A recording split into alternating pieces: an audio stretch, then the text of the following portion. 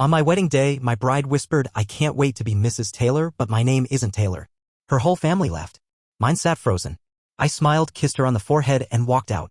Last night, she was crying in her dress outside my apartment. "Please answer." I didn't even flinch when she said it. We were standing under the arch, doused in sunset and petals, hands clasped, that priest doing his best Pinterest officiant impression. Her eyes were glossy. Her smile was the kind of thing girls rehearse in mirrors for years. She leaned in just as he said, "In sickness and in health," and whispered it like a secret. "I can't wait to be Mrs. Taylor." And I smiled. Because my name isn't Taylor. Taylor's the guy she was fucking 3 weeks ago in our guest bedroom. I know because I installed the camera myself. My smile in that moment wasn't shock, it was surgical. Like finally flipping the switch on something you've been wiring behind drywall for months. Her whole family laughed. Like it was some quirky inside joke. Mine didn't.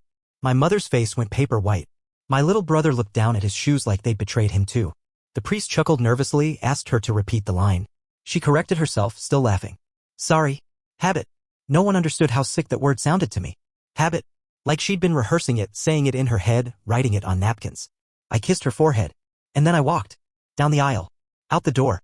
Past the champagne flutes and the fake flower arrangements and the gasping aunts and the DJ trying to figure out if this was a flash mob or a crime scene. I didn't say a word. Not to her. Not to them. Because what's left to say when someone thinks your humiliation is a punchline? That was 12 hours ago. She's outside my apartment now. Still in her dress. Still crying. She's been out there since 3 a.m. Sitting on the steps like she's waiting for a scene change. Like this is some movie where the hurt husband opens the door and she collapses into his arms and credits roll. But this isn't her movie anymore. It's mine. And I haven't decided what kind of ending I want to write yet. Let me back up. Let me explain how I got here. How I spent the past month preparing a wedding I had no intention of finishing. It started 5 weeks ago. Middle of the night. I was up installing a ceiling fan in the guest room because we were hosting her cousin's family that weekend and apparently the sleep quality of guests reflects the quality of the marriage. That's a real quote. She said that while shopping for duvet covers.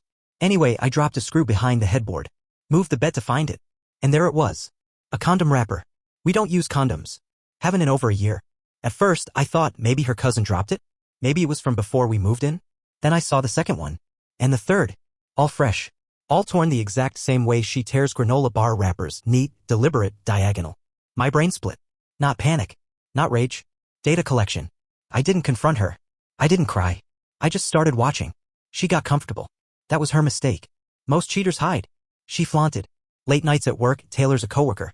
Inside jokes she'd never explain. Text messages she'd reply to with her back turned. She told me she wanted to keep her work life separate. That was another quote. I should have seen it then. When someone builds a wall, it's not to protect you. It's to bury something. I bought a camera on Amazon. Same-day delivery. Installed it behind the vent facing the guest bed. Told her I was fixing airflow. I caught them 4 days later. Not just sex. The pillow talk. The jokes. The way she called him husband after. She laughed in my bed and planned our future with a man who doesn't even know where the forks go. So I planned something too. I didn't cancel the wedding. I doubled down. Made it perfect. I upgraded the venue. I handwrote my vows. I paid extra for a live cellist during cocktail hour. Also, she'd never see it coming. Because you don't slap someone who's bracing. You hug them. And then you sink the knife. I told no one. Not my parents. Not my friends. I wanted everyone's reactions real. Documented. Her family always looked down on me. Low income. First-generation college. Public school teacher. They called me project material. At the rehearsal dinner, her uncle joked about my dad's old truck. Said it added rustic charm to the parking lot. She laughed. That night, she texted Taylor. I can't believe he's actually going through with it.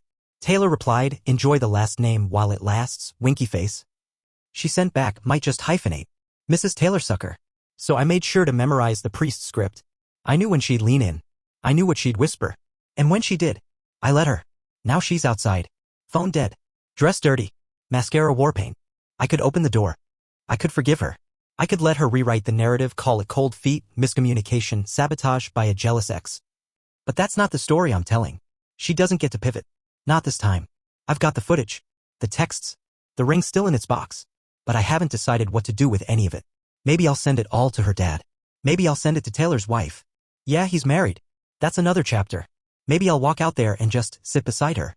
Not say a word. Let her think she still has a chance. Then close the door. Again. And again. Until the hope dies in her eyes the way it died in mine. Or maybe I'll just let her sit. Let the world pass her by in that ruined white dress.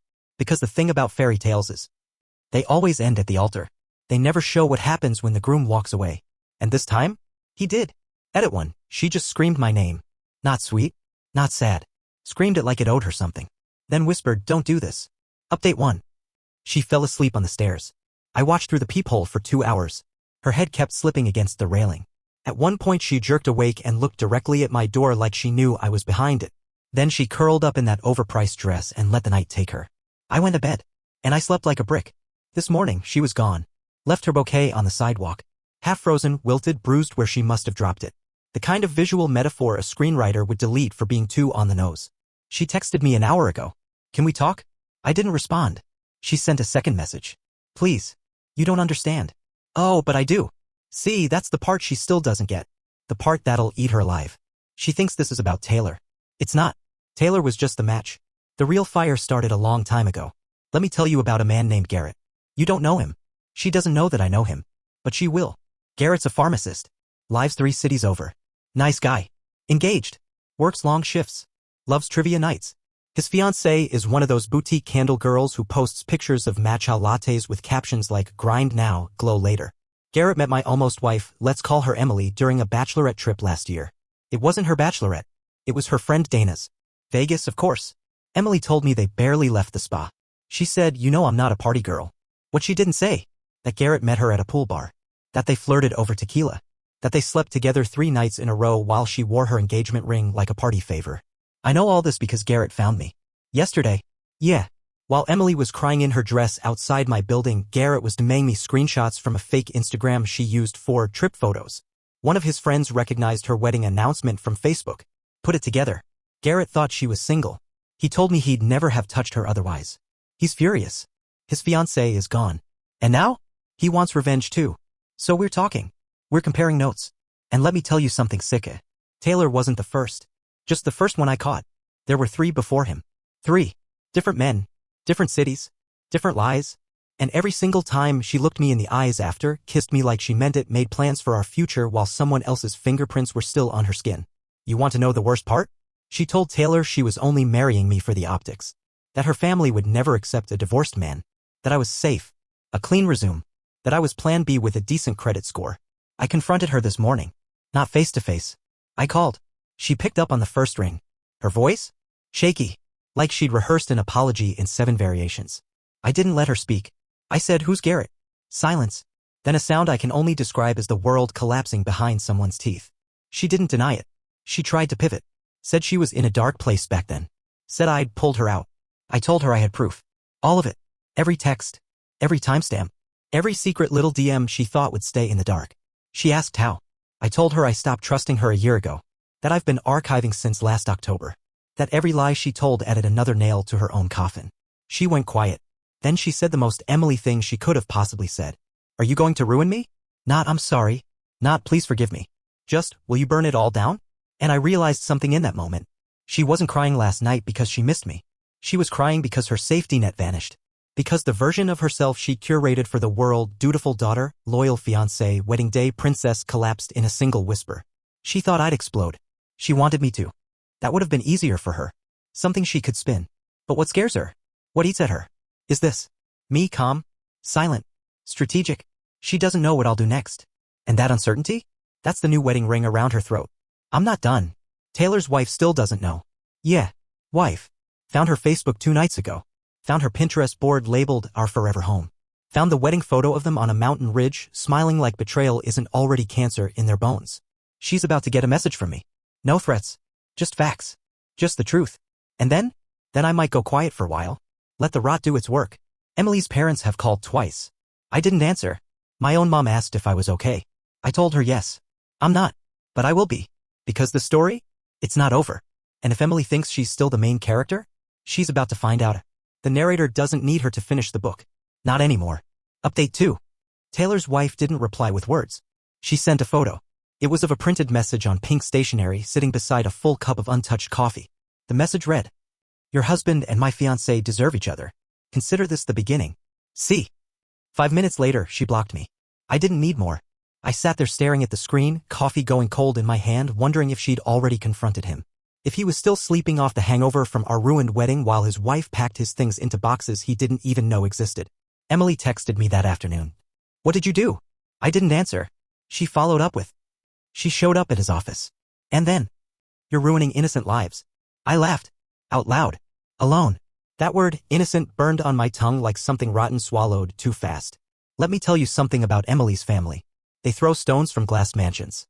After I walked out, they launched a PR campaign that would make spin doctors blush. According to her cousin's Instagram story, I abandoned Emily at the altar because I got cold feet and couldn't handle commitment. She even posted a reel of Emily crying in her dress beside the venue fountain edited with slow piano music and the caption, "Real love doesn't give up." The comments made me want to snap my phone in half. He didn't deserve her. You're so strong. He'll regret this when he realizes what he lost. Then her mother called my workplace. I wish I was kidding. Left a voicemail for my department head saying I was emotionally unstable and had a history of erratic behavior. Tried to imply that I was mentally unfit to be around students. I'm a high school teacher. You don't play with livelihoods like that. So I called my lawyer. Yeah, I have one now. He said I could send a cease and desist. I said no. I said let them keep digging. Let them build a story so big, so detailed that when the truth drops, it swallows them whole. Emily showed up again.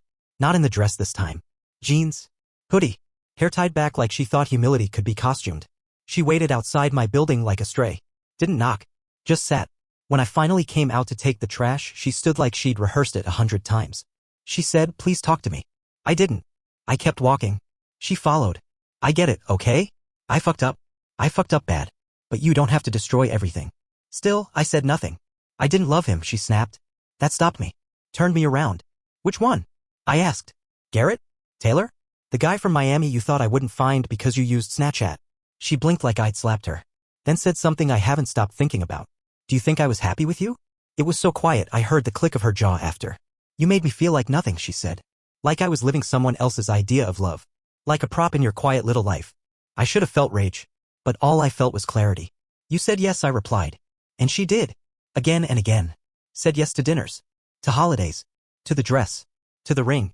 She said yes to building a life with me while she excavated escape hatches under every wall I built. You don't get to rewrite this, I told her. Not again. She laughed. Soft. Nasty. You really think you're clean in all this? That stuck with me.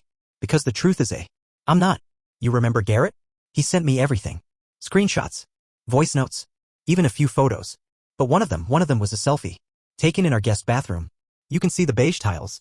The hand soap Emily picked. The corner of a photo frame with a quote she made me hang up. Love is an action, not a feeling. Garrett was brushing his teeth. Naked. The timestamp? December. 3 weeks after we picked our venue. So I called the venue coordinator. I had a request. The footage. Turns out for insurance reasons, they keep security recordings of all pre-wedding visits. I told them I'd misplaced an item and needed to confirm the day we toured. They sent it. And there it was. Emily. Standing in the bridal suite. With Taylor. Kissing. Her hand down his pants. My mom was in the next room talking to the florist. They knew. They didn't care. And me? I was out front. Signing checks. Planning centerpieces. Making sure the cake had her stupid lemon frosting. I watched that video 6 times. Then I called my lawyer again. This time I asked about defamation. He smiled. Now you're thinking like a client. This isn't over. Emily doesn't know I have the footage. She doesn't know I've contacted Taylor's HR department with a packet of complaints signed by anonymous witnesses. She doesn't know that her cousin, the one who posted that tearful reel, is next. Because betrayal? It spreads. And I'm done cleaning it up alone. She picked a fight with a man who used to believe in redemption. Yeah? Now I believe in something else. Pattern recognition. Watch what happens next. This isn't revenge. It's reclamation. And by the time I'm done, Emily will understand. Some weddings don't get honeymoons. They get autopsies. Update 3. The knock came at 6:12 a.m. Not Emily. Not her parents. 2 uniformed cops. Badge numbers. Clipboard. Neutral expressions with just enough tightness around the eyes to tell me this wasn't a courtesy visit. Mr. Anders? Yes. We received a report from a woman named Emily redacted. She claims you've been stalking her, distributing revenge porn, and making threats of physical harm. That sound in your ears when your body forgets how to pump blood? That happened. I didn't say anything at first. Just stood there in the doorway, heart making that quiet machine gun noise behind my ribs. She's also filed for a temporary restraining order, the other added. You'll be contacted by the court later today. Until then, we're just advising you not to initiate contact. I laughed. Actually laughed. I asked if they wanted to see the texts. The videos. The screenshots. The 2 years of betrayal laminated in digital receipts. One of them said, "That's not our job." They handed me a paper. Said, "Take care, sir." And left. Just like that. I sat on the floor for a while. My apartment's never been quiet like that. I could hear the fridge hum, the tap drip, my own breathing. I'd spent the last month preparing for battle, lawyers, leverage, proof. I thought I was scripting a justice story. But Emily didn't fight fair. She didn't fight at all. She cast herself as victim and hit record. Later that day, I got a call from Taylor's office. Not HR. Legal. Turns out Taylor's wife did more than send a cryptic note. She sent the footage. Not to HR. To the board. To the press. To every investor tied to Taylor's company. I found out because one of the legal team CC'd me by mistake in a pending liability thread. The subject line? Pattern behavior, sexual misconduct, breach of internal code. So I called my lawyer. He said one word. Beautiful. But I wasn't smiling. Because Emily was 2 steps ahead again. She'd used my silence as space to construct an entire counterstory. She told people I was the one who cheated. That I'd hired a private investigator to follow her. That I drove her to emotional collapse. And when Taylor got burned, she pivoted fast. Said she was manipulated by a powerful man. Said I had emotionally abandoned her and that Taylor filled the gap. It was calculated. Scripted. Precise. And then she posted a video. I wasn't going to watch it. But I did. Of course I did. It was just her. On a couch. Natural light. No makeup. Hair down like she was auditioning for Traumatized but Strong. She said my name exactly once. Said I was a good man once who changed. Said our relationship had turned quietly coercive. Said the wedding wasn't supposed to go through, that she'd tried to stop it privately. She was crying by the 3-minute mark. Not sobbing. Just perfect, wet-eye trembling. She never mentioned the cheating. Never mentioned Taylor. Never mentioned Garrett or Miami or the bridal suite blowjob captured in glorious HD. Just shame. Fear. Silence. And the comments? They were all hers. We believe you. You're so strong. Men like that hide in plain sight. She was winning. Again. I didn't leave the apartment for 2 days. Didn't eat much. Just stared at my phone. I knew I had enough proof to destroy her. In court. In public. In every way. But every time I thought about posting the footage, something stopped me. Her voice. That quiet whisper from the altar. I can't wait to be Mrs. Taylor. Like it was a joke. Like I wasn't even a person in that moment, just a placeholder, a prop. I thought about what my mom said once, years ago. Some people don't lie to deceive. They lie because the truth feels smaller than the story they need to survive. Emily doesn't want to win. She wants to rewrite. And people, they love a rewrite. Especially one where the villain smiles too calmly for too long. I got a call from Garrett last night. He saw the video. He laughed so hard he dropped his phone in the sink. He said, "We could ruin her. Tag team. Drop every receipt like grenades." And I thought about it. I did. But then he said something that caught me off guard. "You think she's capable of actually believing this version of things?" And I realized, yes, I do. I think Emily has told this story so many times, twisted it in so many ways, that she genuinely believes she was the one betrayed. Because in her head, she didn't cheat. She escaped. She didn't lie. She adapted. She didn't ruin lives. She reinvented herself. And I'm just the last artifact of a life she's already outgrown. So here's what I've decided. I'm not sending the footage. Not to her work. Not to her family. Not even to the press. I'm keeping it. In 3 different cloud backups. Labeled. Organized. Time-stamped. Because someday, someone else will fall for the fairy tale. The way I did. And when that person comes looking, when the cracks start to show, I'll be there. Not to ruin her. To warn them. Because I'm not the villain in this story. And I'm not the hero either. I'm just the ending she didn't expect. And sometimes, that's enough. Final update. She came back 2 days ago. Hair down. No makeup. Same black hoodie from the day she begged on my doorstep, but cleaner. Pressed. She looked me in the eye like none of it had ever happened. Like we were just picking up from, I do. She held out a USB drive. Said, "Play it. Then decide who the villain is." I didn't want to take it. I didn't want to give her that inch of control. But I did. Because she was smiling again. That same awful smile she wore during our vows. Like she already knew the ending. There were 6 files on the drive. 5 were videos. 1 was a folder labeled Walkout. I opened the first video. It was footage of me. From our apartment. Sleeping. Showering. Arguing with a student's parent over Zoom. No camera I recognized. No angles I remembered placing. I watched myself scratch my face, microwave leftovers, check the thermostat. The footage was weeks old. I opened another file. This one was of me standing in the kitchen, reading texts. Emily's texts. The ones from Taylor. The ones I'd saved. Only now, on the screen, the texts were different. They looked the same at first. Same interface. Same timestamp layout. But the content? Fabricated. Instead of Can't wait to be Mrs. Taylor. The message now read, I love you, Michael. I can't wait to be your wife. In another, Taylor texted her, you should tell him the truth. He deserves that much. There was even one that said, this affair is wrong. He's a good man. My hands went numb. I opened the folder marked walkout. It was a video. Someone had filmed me walking out of the wedding, from a phone tucked into the floral arch. Caught everything. Emily's face when I left. The way she staggered. The way her mother screamed. Then it smash cut, to footage of me 2 hours later driving alone. Silent. Calm. In the corner, a timestamp. The implication was clear. They were building something. A counterstory. A mosaic of reasonable doubt. One where I was the unstable one. The obsessive. The man who fabricated betrayal to justify abandoning a woman he couldn't control. And it didn't stop there. There was a second folder.